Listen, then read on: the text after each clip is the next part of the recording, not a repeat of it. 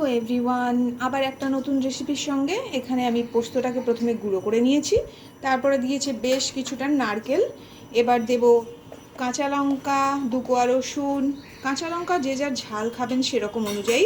এখানে আমি হাঁসের ডিম সেদ্ধ করে নিয়ে চিড়ে রেখে তারপর নুন, হলুদ আর লঙ্কা গুঁড়ো দিয়ে ম্যারিনেট করে রাখছি।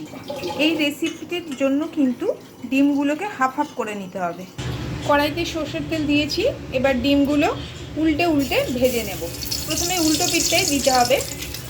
ডিমটা আমার ভাজা হয়ে গেছে, তুলে নেব। এই নারকেলের পেস্টটার মধ্যে নারকেলের পরিমাণটা হবে সব থেকে বেশি, পোস্ত অল্প। আমি তো একদম স্মুথ পেস্ট করেছি, আপনারা ইচ্ছে করলে একটু দানা দানাও রাখতে পারেন। ডিম ভাজার বাকি তেলের মধ্যেই কাঁচা লঙ্কা, শুকনো লঙ্কা আর কালো জিরে ফোড়ন দিলাম। সুগন্ধ বেরোলে নারকেল বাটাটা দিয়ে দেব। তেলের মধ্যেই দেব হলুদ। বাটাটা ভালো করে দিয়ে দিলাম, ভালো করে ভাজতে থাকবো।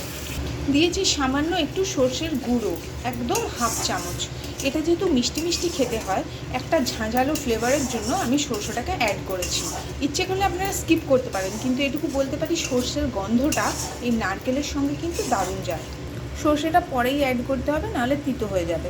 পরিমাণ মতো নুন, সামান্য 2-4 দানা চিনি।